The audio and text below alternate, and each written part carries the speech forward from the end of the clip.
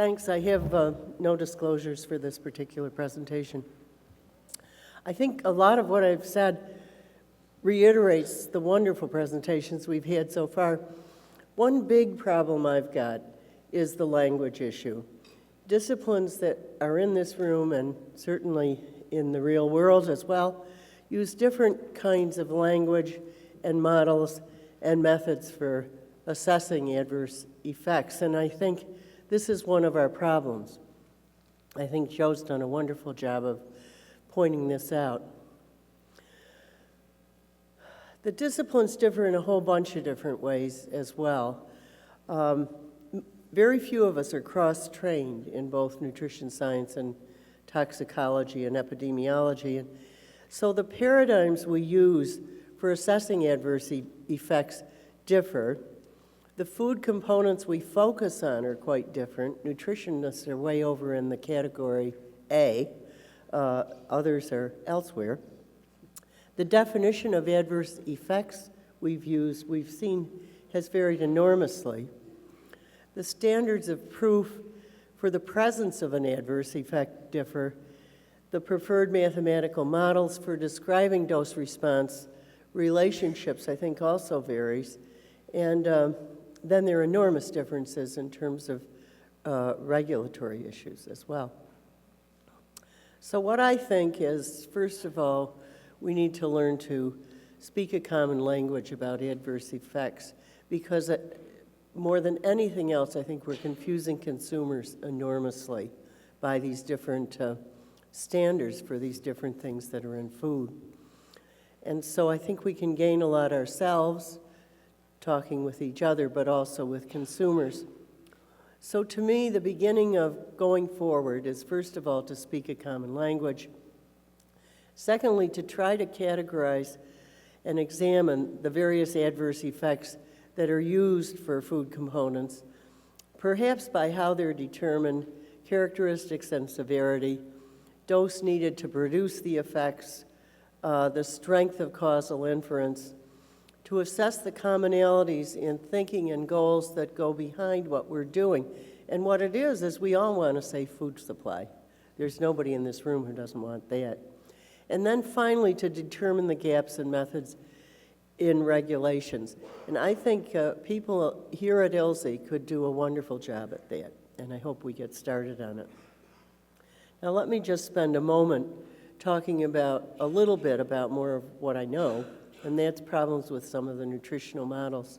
Linda's done a great job, and so has Amanda, but just to point out some top-of-line things, the upper-level models we've heard have many virtues. The first is that they begin to consider adverse effects, which we really didn't do at upper levels in nutrition science until recently.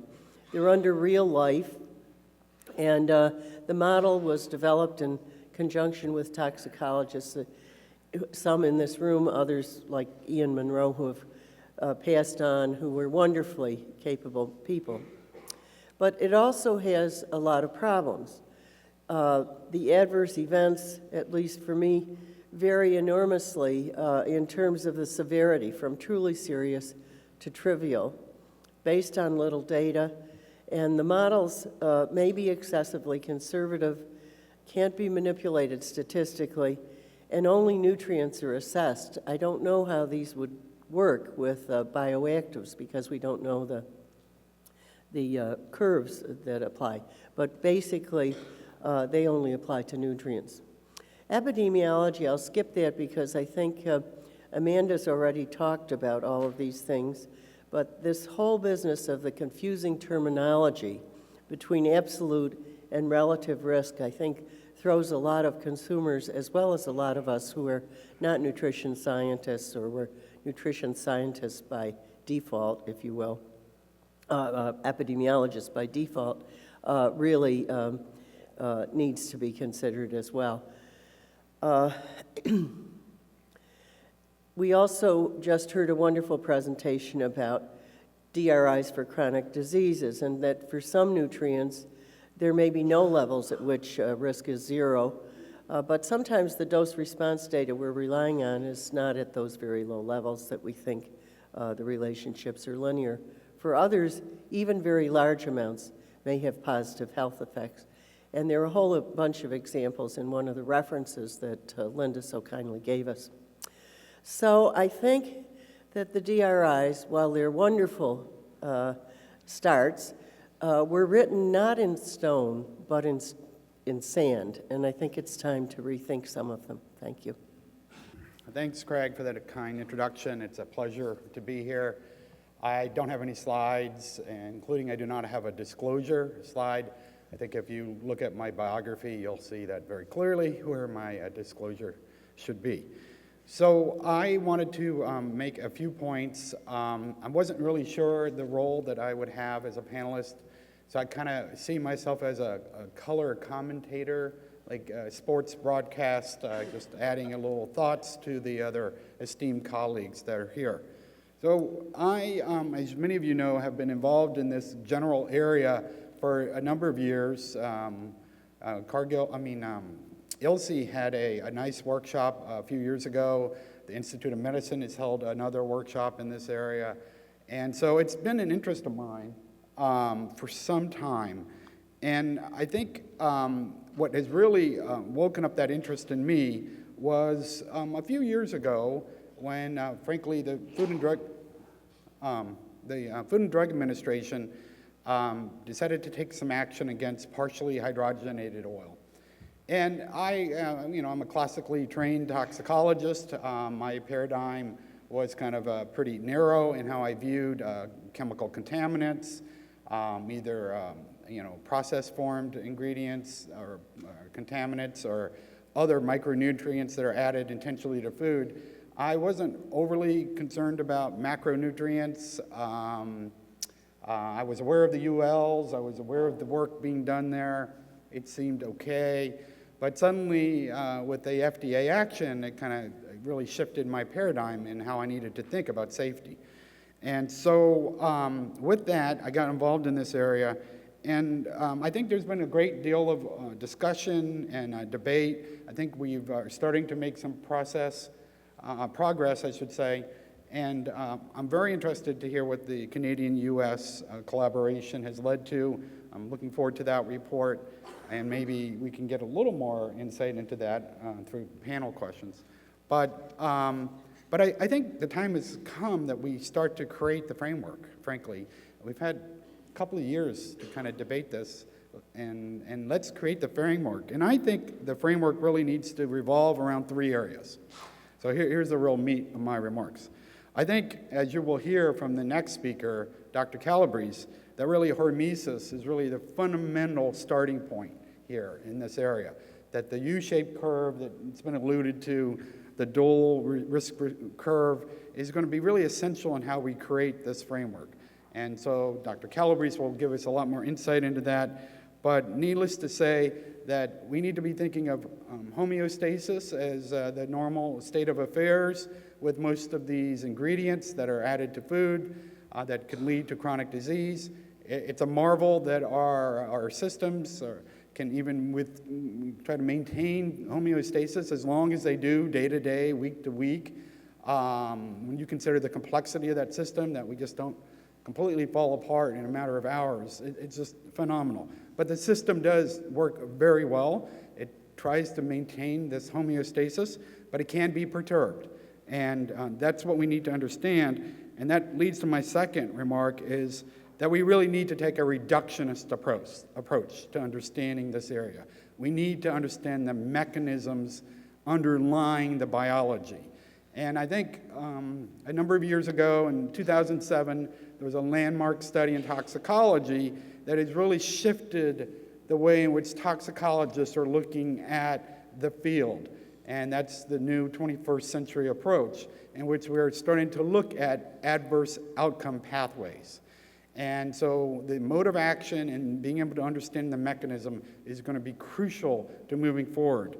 And the last remark I'll make is that, as you heard from Joe Rodricks, the bright line model of safety assessment has worked well in many areas, but it's not going to work well here. That we will need to take a risk assessment approach, a probabilistic risk assessment approach, when there are multiple factors affecting a chronic disease, I think each of those factors we'll have to understand the relative risk that can be contributed by each of them to really drill down into understanding the overall effect of a particular substance and its relationship to chronic disease. Thank you, Joe. So we have a pretty esteemed panel here, and our first three speakers and two panelists have given us a lot of food for thought. While today's session, we don't, and I don't think we could ever think about resolving the questions that are being posed, but at least it gets us thinking about those things, and I think that's a great first step. So, our goal is for this panel's discussion is to really start thinking about that and thinking for the future. So it seems pretty obvious that from the presentations we've had this morning, that the approach that's used to demonstrate that an effect is adverse at this point is pretty varied. And so that can be from various types of data that are acceptable, and from that the nature of the concept of risk is also another moving point.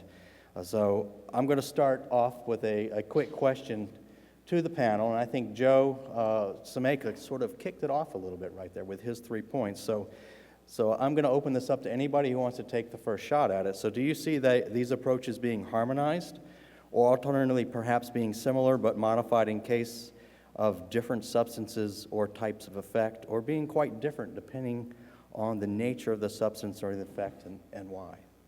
And then we'll take some questions from the audience.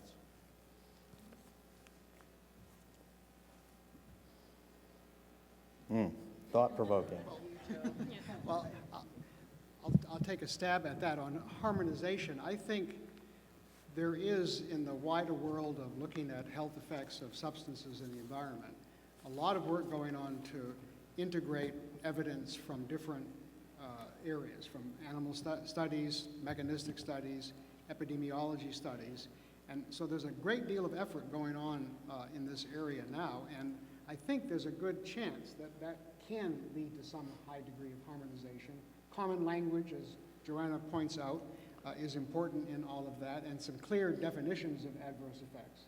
So on the evidence and integrating it to make sense of the whole, giving different categories of evidence their appropriate weights, that sort of thing, I think there is progress being made. If you look again at the wider world, studies from the National Academy, from EPA, from other organs, WHO, that's a pretty good effort, and I think there's progress being made.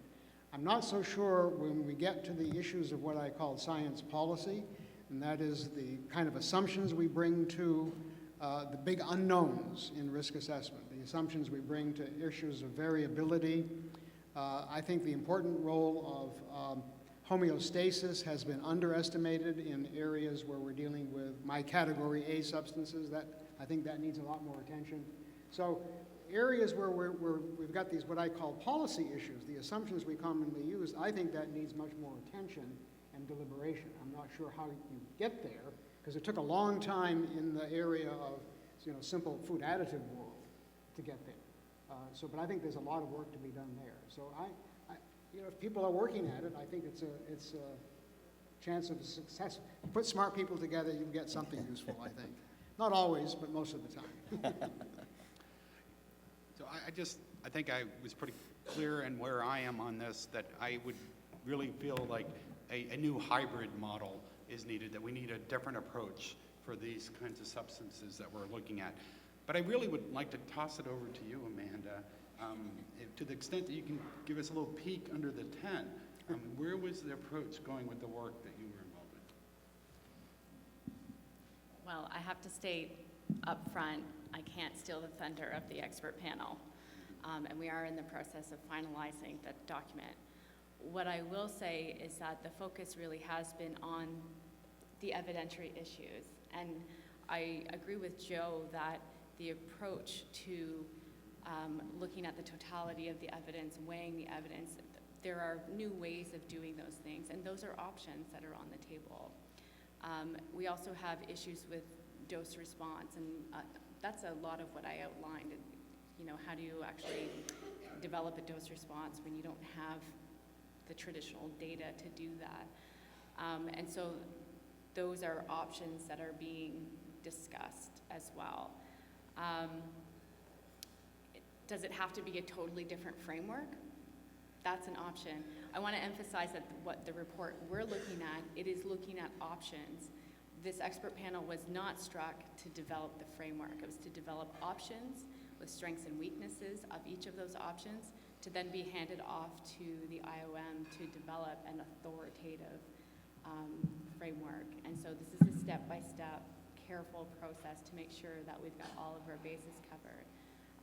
For anyone who's been following the process, I'm sure it is noteworthy how much longer it's taken us. And I think that speaks to the complexity of it. At every point as these options, as these issues were being reviewed, you'd peel back a layer and just find another issue. And so it's been truly challenging. Very rewarding, but truly challenging, and we want to take a step-by-step approach. But these options are all being considered, whether it be a different framework, an integrated framework, and how you would actually get into the need of doing it. So, sorry, I'm not very informative in detail-wise. I'm still back at the stage of trying to put the blocks into, the pegs into the holes. And the ones I'm still confused about are dietary supplements, which are both nutrients in some cases, and in some cases, they fit in other categories, and all three categories. And I didn't see that in the models, and I need to get my hands around that. Also saturated fat, I noticed that on your slide, Joe. And then bioactives that aren't nutrients. Where do they fit in the categories that Joe outlined?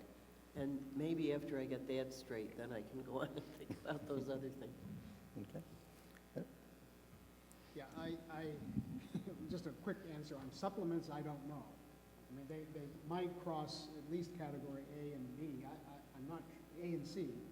They're certainly intentionally introduced and can be controlled so easily. If you don't think they're safe, you just stop using them, if you agree on that. But Senator Hatch doesn't. yeah, I know. So they might be in category, I don't know. That there, as in many other areas, dietary supplements are kind of ambiguous category.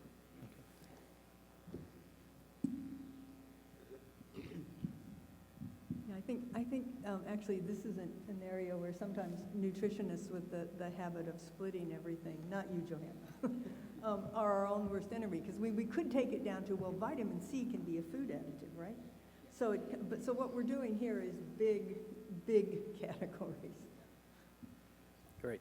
So now we'll move on to the audience, and I'll remind you to introduce yourself, please. Brent Koblish with Cargill. So I just want to step back a little bit, and Dr. MacFarlane, this question or comment is directed towards kind of what you said in your presentation, and also to Dr. Scimeca, who brought up the PHOs, is that as we step back and we start to define these things, we've seen a paradigm shift as what PHO has taught us, is that we see these merging of sciences between nutritional studies as well as toxicological analysis.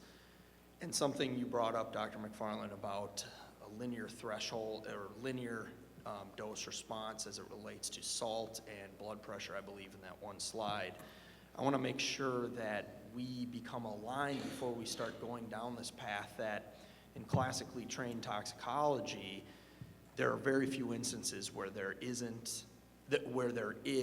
a linear dose response, in that, and especially in macronutrients and essential nutrients, there should always be a thresholdable response.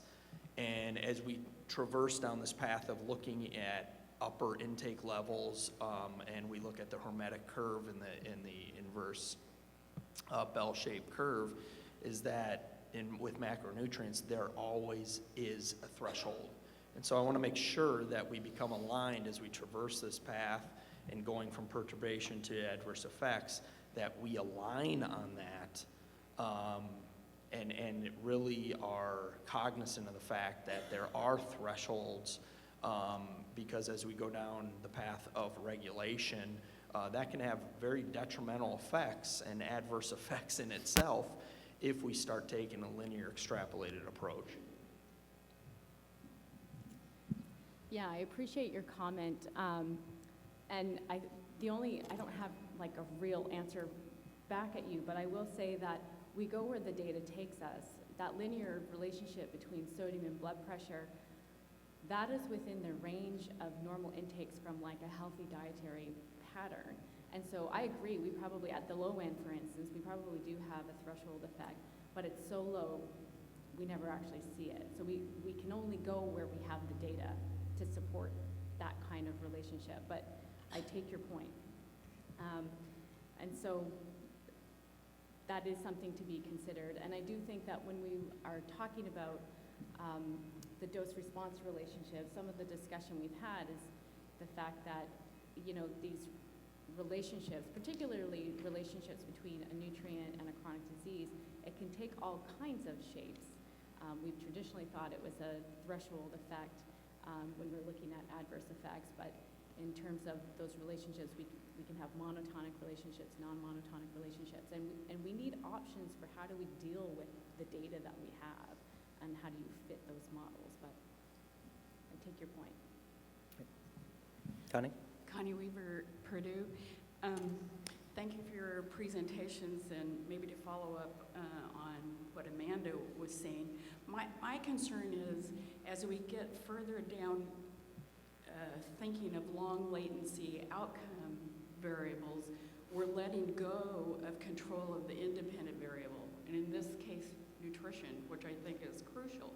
So if your question is, what did this particular dietary supplement do to cardiovascular and a heart attack or fracture or some long latent disease on top of an uncontrolled diet, maybe you get that answer, but it's not very rewarding for thinking of efficacy and safety of nutrition.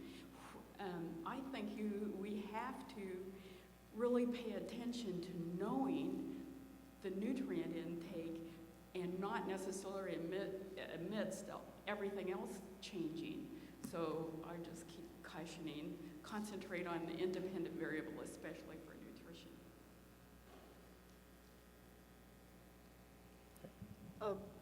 There was a very good workshop about, I think it was 4 months ago, on national. It was on folic acid, and a lot of those questions came up in it. And I think they're going to publish the proceedings of it very shortly. It was I think it was the National Tox Program. But good points. It's the totality that you really have to look at of intake, and not just one source of intake. John? Yeah, John Erdman, University of Illinois. I'd like to address the challenges going forward with new models for ULs for food components, whether they be essential or not. I think as Joe very well knows, and Johanna and Linda too, there's really a dearth of information about chronic exposure. If we go to the vitamin A example Linda used, we were sitting around the table, there are hundreds of case reports for acute exposure for vitamin A, children, pregnant women, et cetera, almost nothing on chronic exposure. And I think that that's going to be a problem going forward in whatever model we use. And a lot of the, I think, uncertainty factors were best guesses. I know, Joe, you might want to address that. And also had to fit in with dietary intake data as well. So since nobody's funding chronic exposure work, and really there's very little funding from the federal government, Canadian or US, on looking at the dietary requirements for essential and non-essential nutrients, I think we have a problem going forward. We just don't have, we're not going to get more information. Well, I can. Go ahead you want to first. go Well, I actually was going to ask you kind of a follow-up question here, in that my understanding is that when the upper limits are set, it's the traditional bright line model where you define low L or no L and uncertainty factors. Has any thought been given to the benchmark dose approach and utilize all the full dose response curve. I know there may not be a lot of data, but the more data, the better the prediction of where the point of departure might be and where you can set a safe level. Just to answer that one, first, at the time these ULs were first worked out, that benchmark dose approach was not widely available or used. Right. And I also dare say that given the data available on nutrients and essential or otherwise, it would not have added much to the analysis. The database, when we looked at the database on adverse effects of nutrients for purposes of UL, is very poor. With a few exceptions, a few minerals, been fairly well studied, but not in the nutrient context, in other contexts, the environmental context with zinc and things of that nature. A few of the vitamins, but a very poor database. And if you came at it as a toxicologist with a background in dealing with additives or other chemicals, it was pretty poor. What Dr. Erdman just said is the prospects of that improving are also pretty poor. I guess there's just not that much interest. I think if you extend the issue to the other components of food, of which there is some interest in bioactivity of other components of food, the database on adverse effects is even more limited. So given that, I don't know that we had a very good basis for applying a model that had been developed for different purposes, particularly with respect to uncertainty factors, which you mentioned. I think those factors were judgment calls. We knew that in many cases, if you simply took the standard factors, the ones that I showed that are used for additives, that in most cases the UL would end up well below the RDA. In other words, those two curves would overlap. For many substances, people said, well, these factors then are much too conservative, these uncertainty factors, for use with nutrients. But what was the basis for saying they're much too conservative? Well, there was some, but it wasn't great. So that's a whole area, that's sort of what I meant by the question I posed. These sort of science policy factors, as we applied them to what I call category C substances, may not be useful at all, but we don't have enough science to judge whether they are useful. What's a better set of policy assumptions? So it can use a lot of work, but I fear, John Erdman, that you're right, that unless there's more study, more look at how to study the adverse effects of nutrients or other natural components of food, we're not going to move very far with just modeling. Thanks. Shauna Lemke with Monsanto Company. I think we've got a theme going here on chronic exposure. So I'm really taken with the presentation looking at some of the nutrients and their impact on chronic disease like high blood pressure leading to heart disease, or saturated fatty acid leading to changes in cholesterol. And I think at some point you're dealing with these buckets of diseases that everyone unfortunately has to die of something. And so, is there any thought looking at it from the other direction of sort of an ideal proportion of deaths in these kinds of categories, so you'd have a target of, this additional risk would be acceptable, knowing that there's always going to be some sort of underlying level of death from heart disease, for example?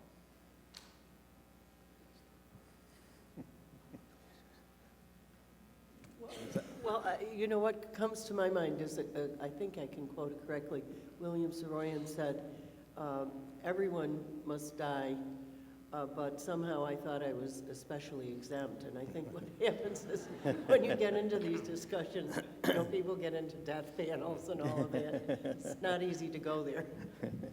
Thanks. Yes. Tim Mark with Nestle. So I thought I was going to build on that last comment, but what Connie said and everything, I think I'm not a toxicologist, I'm a nutritionist. And I see a fundamental conflict here because you're using chronic disease endpoints to establish nutritional requirements and upper limits, and those endpoints are very imprecise.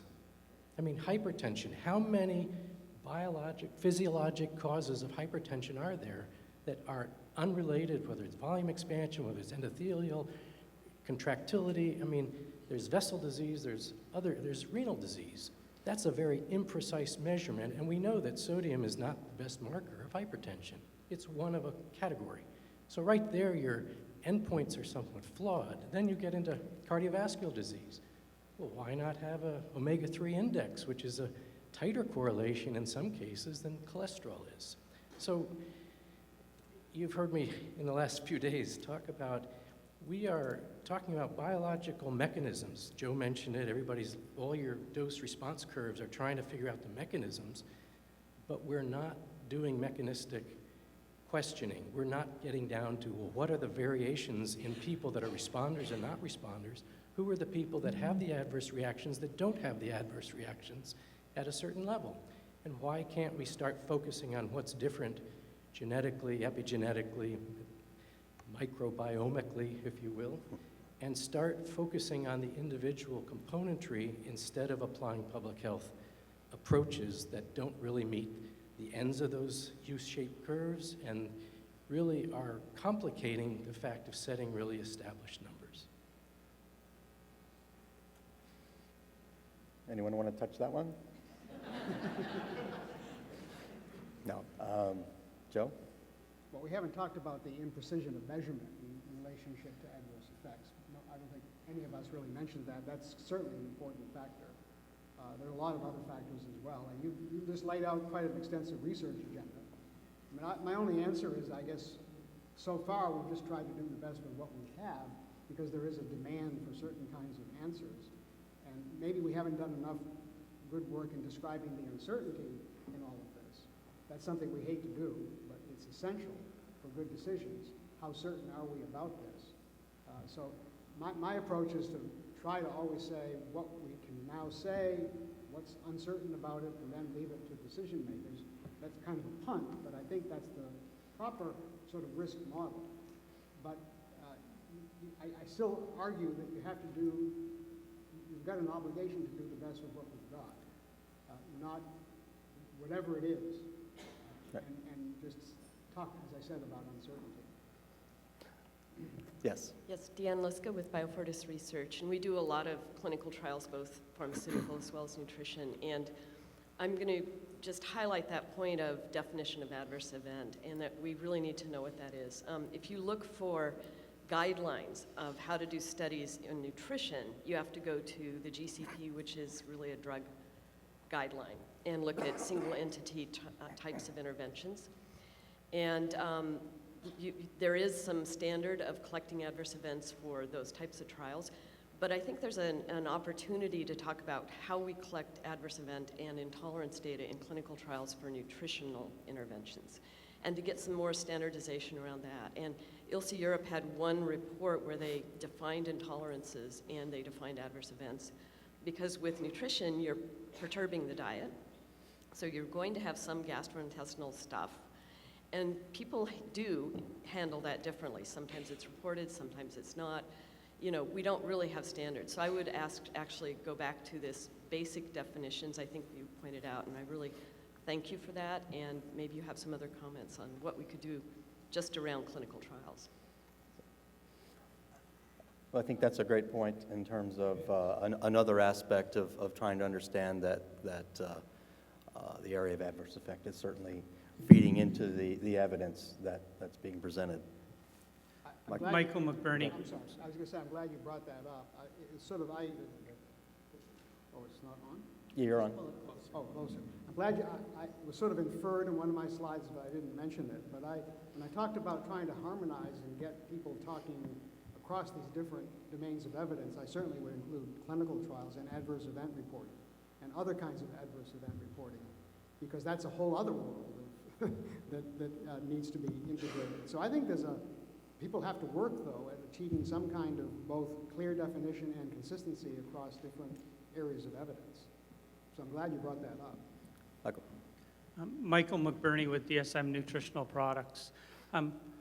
Thank you, and I think that we have a really important time, an opportunity to talk about what are criterion of adequacy, and I love that fundamental discussion within the DRIs. I guess I've always been conflicted about the toxicology model, and I think that I'd like to move away from that. One of the examples I'll share is if you think about what's going on in Flint, Michigan. I saw a tweet, I can't validate this information, but it talked about the mercury level being 1/3 of what it was in children in the 1970s, or the lead level, excuse me, when we had leaded gasolines. So there's a real concern, but there's a real perspective difference. And I think that's the issue that we face is that the dose is the poison or the medicine in our toxicology model. So if we can really move to looking at what are those safe doses, then I think we're talking about, and how do we measure those? That's what I as a consumer want to know. The story that I usually use is thinking about taking a bath. Who hasn't taken a bath that doesn't have a tub that leaks, right? And so nobody wants to be in that tub in less than 3 inches of water. So you're trying to figure out how much water to add so that you actually have a comfortable bath without it overflowing, because we don't want it to overflow. And most of our nutrient requirements are U-shaped. I mean, that's the range we want to be in. We don't want to be in that overflow, and I think we need to set a hurdle that's higher than preventing deficiency. We've done that with vitamin D, and I hope that we can do that with more. That'll be the last question. I'm Ching Kun Wang from Taiwan. Actually, when I see this topic, I'm very curious about what's contents about this presentation. And after listening to the very good presentation, I really do not agree with that adverse effects belongs to the illness, or we call it syndromes. Actually, probably long-term perturbation probably is only some kinds of uncomfort. I remember yesterday I walked around at the Piper of St. Peter's City.